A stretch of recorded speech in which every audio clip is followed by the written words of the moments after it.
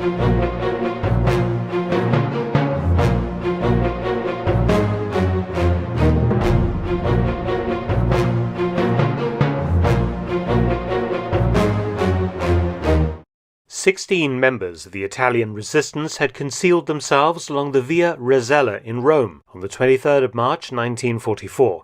They were well armed with machine pistols and revolvers hidden under their clothing as they mingled with the Roman crowds. One of them pushed a dust cart along the road, occasionally stooping to pick up some discarded rubbish. The trap was set and about to be sprung. From down the street came the ring of jackboots on the cobbles. Marching in unison, the heavily armed SS troops of the 11th Company, 3rd Battalion, Police Battalion Bozen clanked along, their rifles and equipment jangling. They were the arrogant overlords of Rome, the SS military police, who did the bidding of their Gestapo masters in maintaining order in the Italian capital and in hunting down the enemies of the Reich. Ironically, most of the SS troops were German-speaking Italians who had been born in the border province of Bolzano, Bozen, and had been serving in the Wehrmacht on the Eastern Front. In order to avoid another tour of duty in the East, these hardened combat veterans had volunteered to join the SS police in October 1943. As the SS troops marched on up the street towards the concealed partisans, the one disguised as a street cleaner surreptitiously lit a fuse on a bomb and disappeared into the crowd less than a minute before the column of troops passed his cart. Inside the cart was an improvised explosive device that consisted of 12 kilos of TNT that had been carefully packed into a steel case. This had been placed inside a bag that contained a further 6 kilos of TNT as well as explosive-filled iron tubing. The timing of the attack could not have been better. As the marching column drew level with the rubbish cart, there was a huge explosion, windows in the surrounding buildings imploding from the blast wave, a great gout of fire and black smoke filling the street. Human body parts littered the pavement or hung from burning trees beside the road. As the smoke began to clear, the concealed partisans opened fire with their small arms at the surviving SS men, the rattle of machine guns and revolvers echoing off the surrounding buildings. After a few minutes, the firing trailed off as the partisans quickly hid their weapons and disappeared into the confused and terrified crowds. 28 SS police lay dead on the Via Rasella, and many others had been severely injured, including 5 who had sustained what proved to be mortal wounds. 2 Italian civilians had also been killed accidentally during the confusion. Within minutes of the attack, the head of the SD, the Sicherheitsdienst, the Nazi security police, and the field police in Rome, 36-year-old SS Obersturmbannführer Herbert Kappler, had arrived on the scene to begin an investigation. The fox-faced Kappler, whose job description basically involved exporting Nazi terror into the heart of Rome, a job that included the rounding up of Jews and other enemies of the state and putting them on trains to the camps, was also responsible for suppressing the various partisan groups that operated in the city. Later on the evening of the 23rd of March, Kappler met with the military governor of Rome, Luftwaffe Major General Kurt Malzer. The German governor was outraged by this attack on the Reich's troops in the very center of Rome, and he demanded that reprisals be taken at once.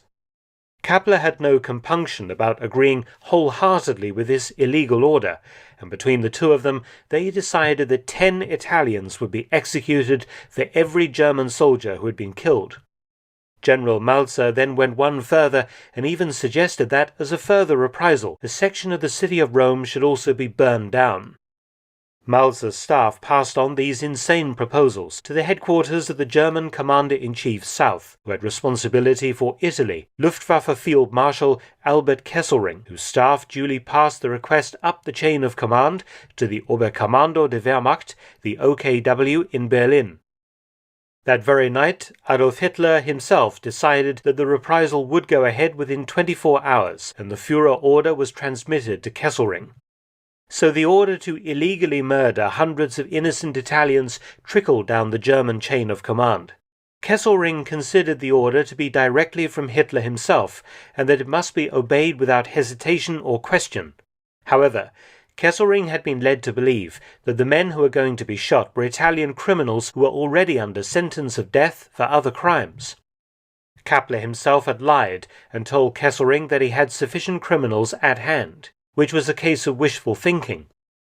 Kappler required 280 Italians in total to execute, and he had a grand total of just 4 men who had been condemned to death and were actually sitting in local jails in Rome. Kappler turned to one of his subordinates, 30-year-old SS-Hauptsturmführer Erich Priebke.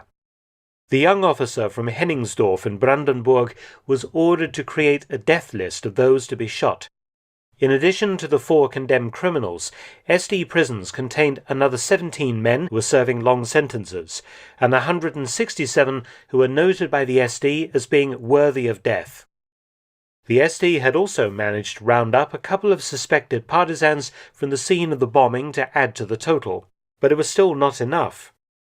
The whole of that night we searched the records and could not find a sufficient number of persons to make up the number required for execution, recalled Priebke at his interrogation by the British Army in 1946.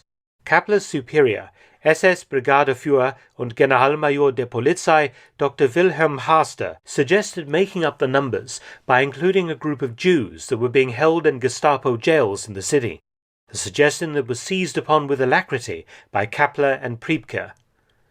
By noon on the 24th of March, Kappler and Priebke had assembled a list containing 271 men. By now the death toll from the bombing had risen to 32, as the wounded Germans had succumbed in hospital. More Italians were now required to be shot as per Hitler's express order.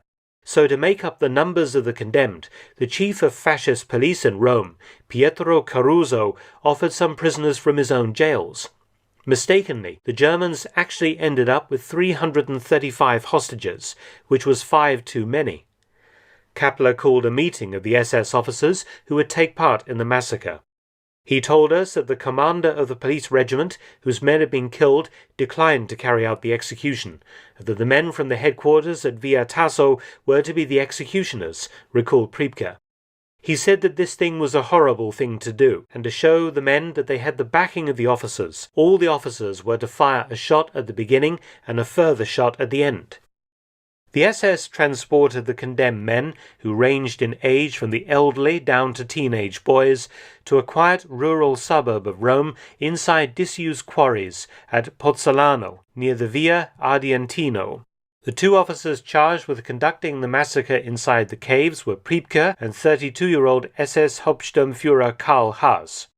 In groups of 5, the hostages were led into the cave and each was shot at close range in the back of the head by SS troops, the idea being to use only 1 bullet per Italian. Most of the SS men had never killed anyone before, so Kappler had taken the step of ordering a large quantity of Dutch courage in the form of bottles of cognac, and the officers and men of the execution squads freely imbibed. To save time, the soldiers forced the prisoners to climb on top of those who had been killed just minutes before, so that orderly piles of bleeding corpses were created. However, a combination of nervousness and alcohol meant that many of the executions were botched, and several men and boys dragged themselves off deeper into the cave system to die of their wounds, including a father and his son who were found in a death embrace a year later by Allied investigators. During the executions, which dragged on for several hours, Erich Priebke encouraged his men, forced several to shoot victims, and armed with a Beretta machine pistol, the SS officer personally killed 2 victims. Towards the end of the day, Priebke realized that he had 5 too many hostages, but instead of releasing the men, he ruthlessly ordered that they too be shot with the others to leave no Italian witnesses to the terrible crime that had been perpetrated. German army engineers arrived to set charges at the entrance to the caves and then detonated them, entombing the bodies inside. The Germans then packed up, boarded their trucks and drove back to their barracks, confident that they had carried out Hitler's order to the letter. Rome was liberated by the Allies on the 4th of June 1944, just 2 days before the Normandy landings in France. Like rats off a sinking ship, the SD and Gestapo officers who were still in the city tried to escape from justice. Herbert Kappler fled to Vatican City, then as now a tiny independent and neutral nation, and begged for refuge. The Vatican wisely refused Kappler's permission to enter, and he was soon captured by the Allies. In the meantime, Priebke had fled and gone to ground elsewhere in Italy. Erich Priebke was arrested by the US Army on the 13th of May 1945 whilst he was living with his wife and 2 young sons in Bolzano, close to the Austrian border. "My wife was with me, and there was a knock on the door," Priebke recalled in an interview with British writer Guy Walters in Rome in 2007. An American soldier said, "In half an hour come down with 1 suitcase and 1 blanket. They let my wife and children stay, but I was sent off in a big truck. As we went along, some Italians shouted Tedeschi at us and made throat-slitting gestures."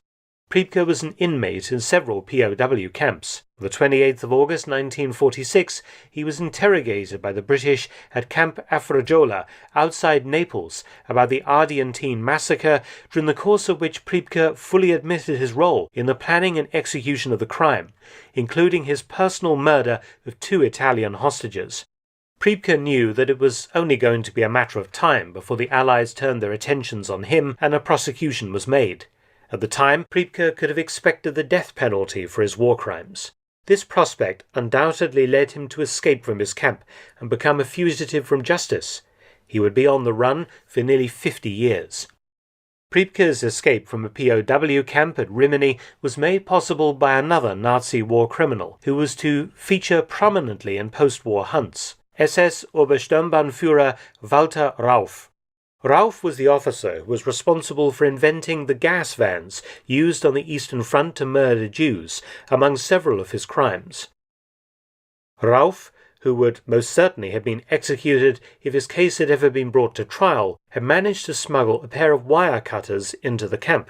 In the event, Rauff did not require the cutters, as he managed to hide under a mobile cinema truck that had visited the camp, and he successfully escaped in this unorthodox manner. Before he left, he sent the wire cutters to Priebke, who together with 4 other SS men, who were also living on borrowed time, made their way to the Cossack area of the camp that held SS Cossack troops captured in Italy on New Year's Eve 1946. The small group of evaders escaped via the latrines and cut the fences before heading for the seaside town of Rimini. Priebke and his companions first sought sanctuary with Luigi Santa, the Bishop of Rimini, but the cleric was away and the Nazi fugitives were directed instead to an austere convent. The following day, 1st of January 1947, the group decided to split up and make their own ways out of Europe. Priebke's wife and sons had moved to the northern Italian village of Vipiteno, located 30 miles northeast of Murano and very close to the Austrian border, and Priebke arrived at the village by train. He holed up for 2 weeks with the local priest, Father Johann Corradini, afraid to approach his family lest they were being watched by the Allies. After 2 weeks, Priebke, now calling himself Otto Pape, summoned up the courage to chance his capture, and he rejoined his family, and they would stay in Vipiteno until October 1948. Priebke was right to be cautious, for although his family was not under surveillance, the British were actively hunting for him. Several of the SS officers who had taken part in the Ardeatine Caves Massacre had already been caught and punished, and on the 26th of September 1947, the British War Crimes Group Southeast Europe had issued a list of Germans wanted in connection with the massacre, and Priebke's name was at the top of the list. 3 of those listed, including Priebke, had escaped from POW camps, and the other 2 had never been caught. On the 21st of October 1947, the American War Crimes Branch Austria informed the British in Italy that they had reliable information that Priebke was living in Vipiteno. The British slated Priebke for arrest on the 31st of October, but before they could move on him, Priebke received a warning and disappeared into another smaller village further up the mountains for a further 4 months. The process by which Priebke ended up living comfortably in Argentina began on the 15th of February 1948, when Father Corradini wrote a letter to Bishop Alois Hudau, the ringleader of the Vatican-sponsored Nazi rat line that shipped fugitives out of Europe via the Italian port of Genoa, requesting that he help the Pape family. Corradini wrote that the Papes had been in Vipiteno for 3 years, and that Alice Pape and her 2 sons, Georg and Ingo, were all good Catholics, but that the father, Otto, was not. Priebke, had told Corradini that he would convert to Roman Catholicism if the Church agreed to assist them. Hudal appeared to have made Priebke's conversion in return for assistance a condition. Priebke's wife, Alice, also took matters into her own hands, and she contacted Father Pobitzer at the Franciscan monastery in Bolzano. Pobitzer advised Alice that the family should try and obtain Red Cross documentation. To help them, Pobitzer also wrote to Bishop Hudal in Rome. A third avenue of assistance materialized when Priebke received a letter from an Italian fascist friend who was then living safely in Argentina, a man named Alfredo Beccarini. The two men had originally met in April 1945. Beccarini promised Argentinian visas for Priebke and his family if they could send him their details, which Priebke duly did. Soon after, a set of visas arrived in the name of Papa. In the meantime, sympathetic elements within the Catholic Church in Rome were working secretly to aid the Priebke family's escape to South America. On the 26th of July 1947, the Pontifical Commission of Assistance issued a Vatican identity document in the name of Otto Papa to Hudal. The bishop then used this document to obtain a Red Cross passport for the German fugitive. The process was finally completed on the 13th of September 1948, when Priebke became a Roman Catholic. Shortly afterwards, Priebke visited Hudal in Rome, where the bishop handed him a blank Red Cross passport. In mid-October, the whole Papa family went to Rome, where Hudal issued Priebke's wife and sons with their Red Cross passports. All of the documents were in the surname Papa. From Rome, the Papa Priebke family went to Genoa, the point of departure to their new, free lives outside of Europe and far from the tentacles of Allied justice. Just before departing for Argentina, the Priebkes suffered a minor setback to their plan. In Genoa, there was a problem with some of the information on their documents, and by the time this had been sorted out by an agent working for the other great ratline creator, Croatian Father Draganović, the Priebkes had lost their berths. Fortunately, Draganović's organization had reserved 10 berths on the steamer San Giorgio, and in return for practically all of Priebke's savings, 4 of these precious places were given to the family. On the 23rd of October 1948, the Priebkes sailed from Genoa, destitute but free. Argentina would prove to be Erich Priebke's salvation. Priebke's former boss at the SD headquarters in Rome, SS Obersturmbannführer Herbert Kappler, was not to be as fortunate as his wily subordinate. The British had arrested Kappler in May 1945, and they handed him over to the Italians in 1947. The Italians placed Kappler before a military tribunal, which sentenced him to life imprisonment in a military prison at Gaeta for his role in the Ardeatine Caves Massacre. His first wife divorced him while he was in prison, but he later married a German nurse. In 1975, at the age of 68, Kappler was diagnosed with terminal cancer, and his wife was permitted to frequently visit him in private after he was transferred to a prison hospital in Rome the following year. In one of the most incredible escapes of a Nazi war criminal, Kappler's wife, Anneliese, managed to stuff her extremely thin and underweight husband into a large suitcase, and thus smuggle the senior SS officer out of prison. With some ingenuity, Anneliese spirited her husband across the Alps into West Germany and into a comfortable home. Although the Italians attempted to have Kappler extradited back to Rome, the German authorities refused all such requests, as the German state on principle does not permit its citizens to be extradited. Herbert Kappler died at his home in Soltau in 1978 at the age of 70. Soon after his arrival in South America, Erich Priebke had settled in the pretty alpine city of San Carlos de Bariloche, 1,100 miles southwest of Buenos Aires, in the Argentine Andes. Bariloche is a pristine ski town overlooking a large lake set among pine forests and snow-capped mountains. Its resemblance to Bavaria or Austria is unmistakable, right down to the gingerbread houses and German shops and restaurants. Today, Bariloche still has several hundred Germans mixed in with its population of 100,000 people, many of them descendants of the town's German founders who had migrated to the area from neighboring Chile in the 1890s and created a little slice of home out of the wilderness. Priebke had fitted in well in Bariloche, and for decades he had owned and managed a German delicatessen, and had even taken an active public role when he had been elected head of the local German-Argentine Cultural Association. Argentine citizens of the city called Priebke a good neighbor and a person of irreproachable conduct since he had arrived in this country. When Priebke was eventually arrested, after living in Bariloche for almost 5 decades, over 200 local residents signed a petition calling for his release from custody. Priebke felt so secure in Argentina that he had not even bothered to change his name, nor had he sought Argentine citizenship. Instead, the arrogant former SS captain had retained his German passport and travelled to Europe on several occasions with impunity. He had even visited Italy without anyone being any the wiser. But all of this changed in the early 1990s when another former Nazi, Reinhard Kops, told the American television channel ABC News that Priebke, who was still a wanted man in Italy, was living quietly and comfortably in Bariloche in Argentina. Reinhard Kops was a former officer in the Abwehr, the German military intelligence unit and rival of the Gestapo, and he had also escaped from an internment camp in the late 1940s, carrying with him a list of Abwehr agents. Kops had escaped down Bishop Hudau's rat line to South America, where he had become a public relations consultant to Chile's dictator, General Augusto Pinochet, and later to General Alfredo Stroessner in Paraguay.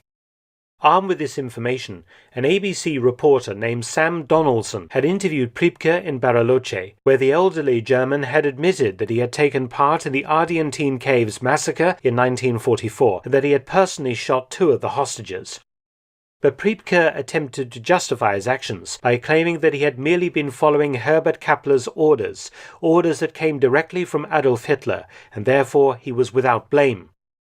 As with so many other wanted Nazi fugitives, the Nuremberg defense was normally proved to be their first legal tactic when pressed to account for their crimes.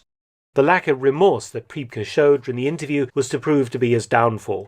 His arrogance and contempt for those who had died sparked a campaign supported by several powerful Jewish groups to have Priebke arrested and extradited to stand trial for his crimes.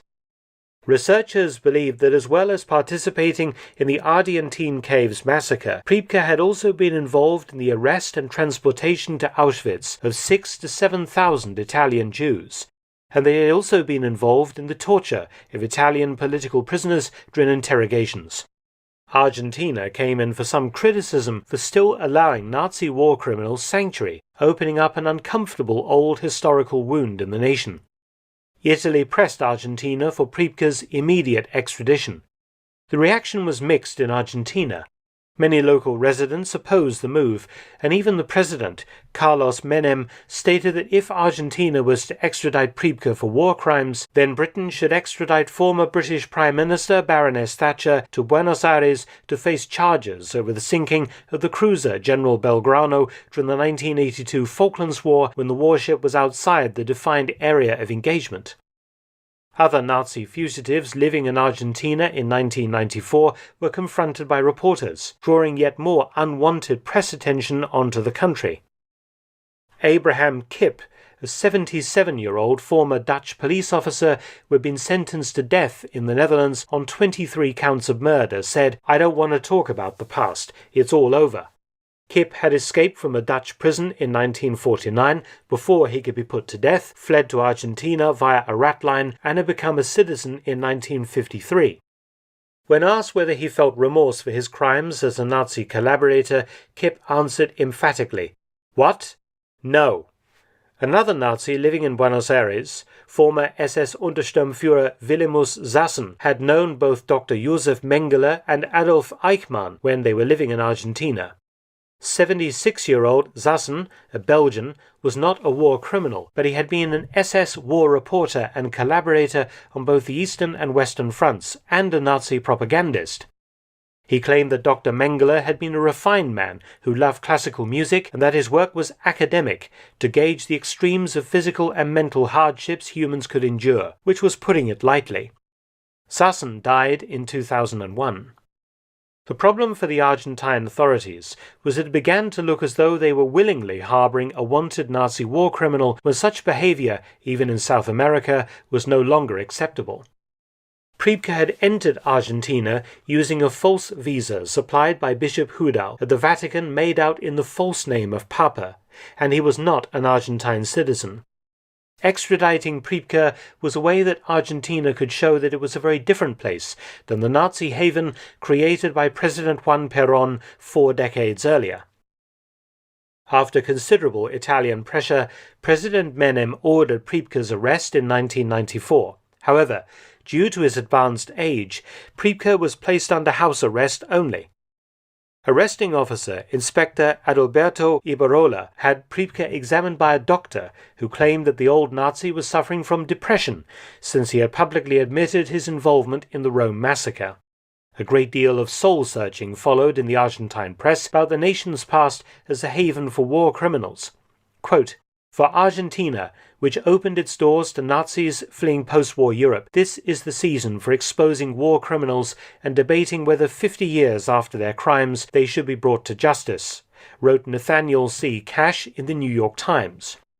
Jewish groups were particularly vocal in calling for Priebke's extradition, as several dozen Jews had been shot alongside the other Italian hostages. "This man has to be extradited because extradition represents a no to the idea of impunity," said Beatrice Gurevich-Rubel, research director of Proyecto Testimonio, a group studying Argentine National Archives for Nazi migration. "It is important to delegitimize the idea of obeying orders when it deals with obeying criminal orders. The issue is not the personal punishment of this man, but that he is put on trial in order to condemn what he represents, make people remember what happened, and avoid a repeat of these crimes and conduct," she said. The Italians were to be in for quite a wait before a body was delivered to them, as Priebke's defense lawyers went to work with various delaying tactics. Firstly, they demanded that all of the Italian documents pertaining to the case be translated into Spanish, a process which could have taken up to 2 years to complete. This request was later overturned by an Argentinian court. Several appeals against extradition were also filed with the court. Priebke's lawyers argued that there was no case to be made against their client since murder charges expire after 15 years. Although this is true regarding basic homicide, war crimes and crimes against humanity are treated differently by the courts. In March 1995, President Menem promised Italy that the case would be closed soon. The Supreme Court of Argentina decided to transfer the Priebke case back to the local court in Bariloche, opening the possibility of further delays. However, in May 1995, an Argentine federal judge accepted the Italian demand for extradition on the grounds that crimes against humanity could not expire. But in a complete reversal of this legal position, in August, another judge stated that Priebke could not be extradited because the charge had expired. This latest judicial development led to Germany also lodging a request for extradition. The Italians wanted to try Priebke for the entire Ardeatine Caves Massacre, while the German courts wanted to prosecute Priebke for the personal murders of 2 of the hostages that he had shot in the back of the head with a machine pistol. Finally, after 17 months of delays and prevarication, the Argentine Supreme Court decided that Priebke would be extradited to Italy. He was put on a direct flight to Rome from Bariloche to a military airfield. At his trial, Priebke claimed that he was not guilty of the charges. He denied that he was responsible for the massacre and argued instead that he was following a direct order from Hitler, an order that he believed at the time to be legitimate. However, it was clear from his 1946 interrogation by the British and from his 1994 ABC News interview that Priebke had admitted to actually murdering 2 of the hostages. This was undeniably a crime. However, in a decision that caused widespread outrage and protest in Italy, the judge ruled that Priebke was not guilty because the case had expired. On the 1st of August 1996, the judge ordered that 83-year-old Priebke should be immediately released. The court was blocked by over 7 hours by hundreds of enraged protesters. It appeared to world opinion that the Italian judiciary was condoning the commission of war crimes, which was a very serious blow to the nation's prestige.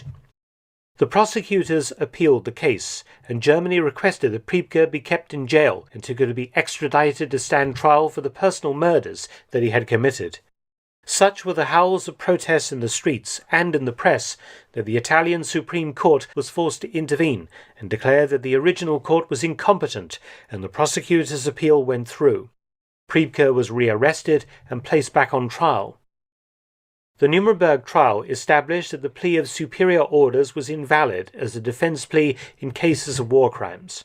Priebke's entire defense rested on his assertion that he had only followed a direct order from his commander-in-chief Adolf Hitler and was therefore not responsible for the murders of the Italian hostages.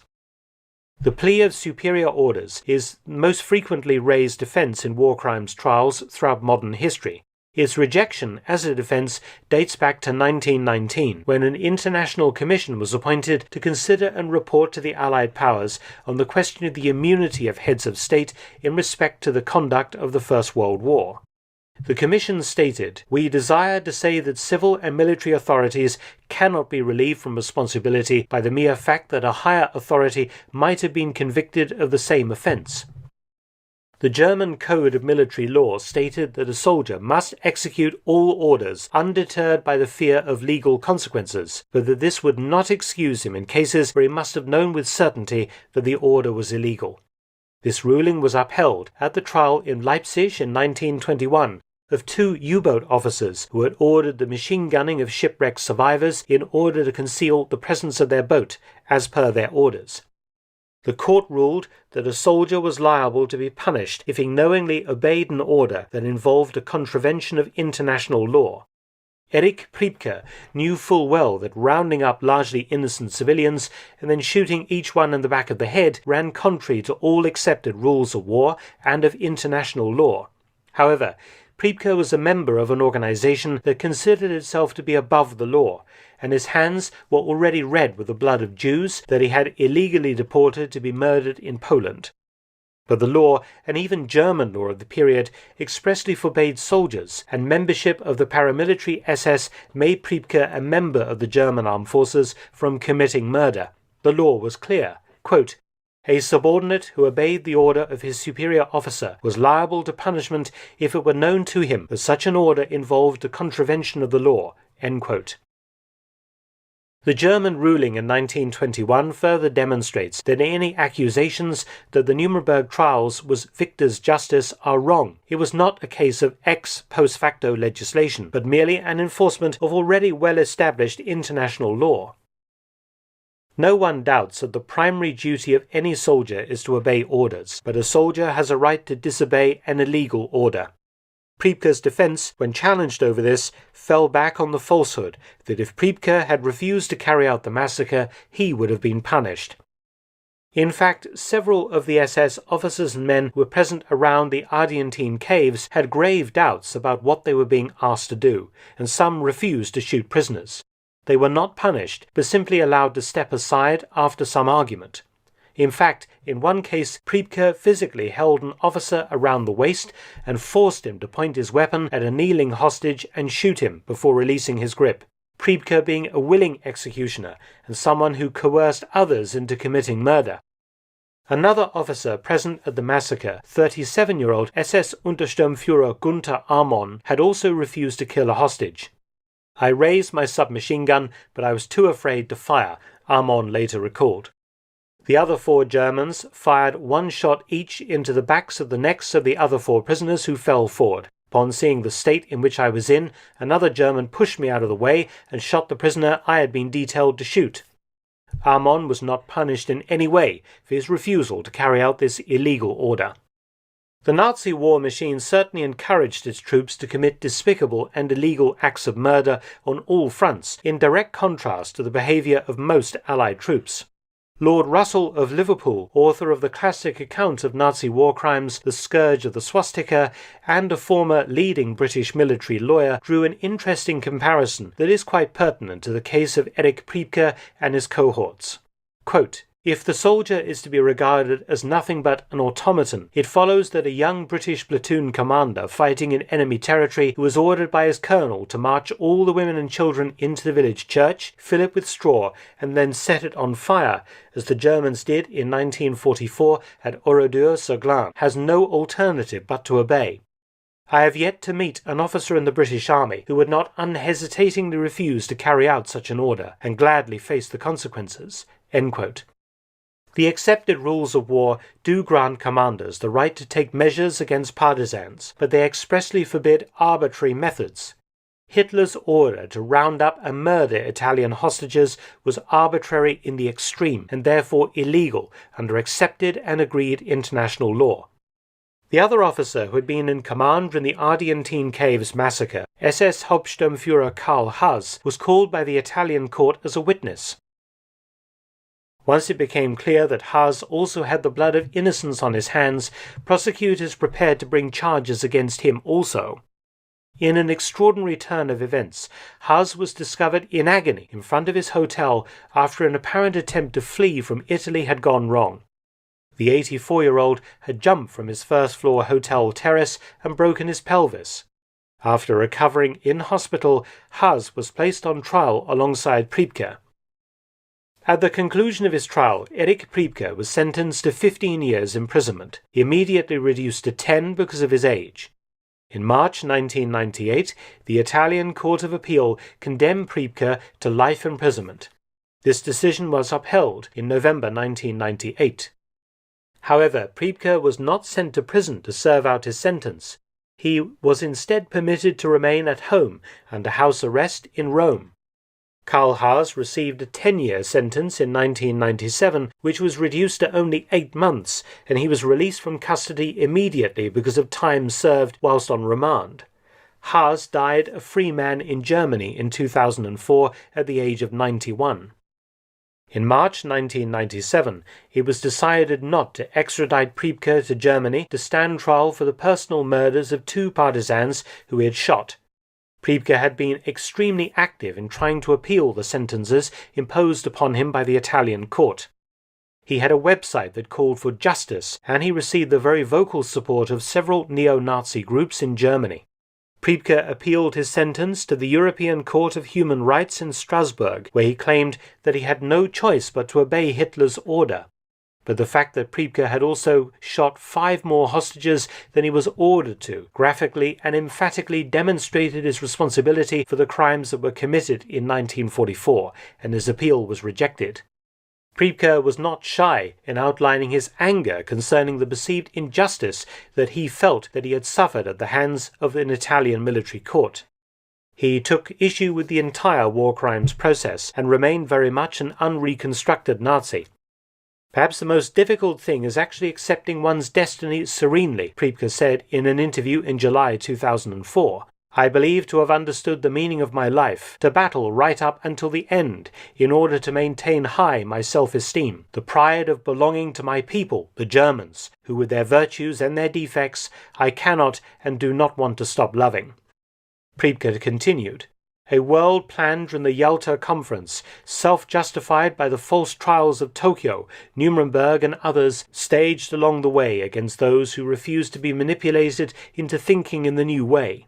End quote.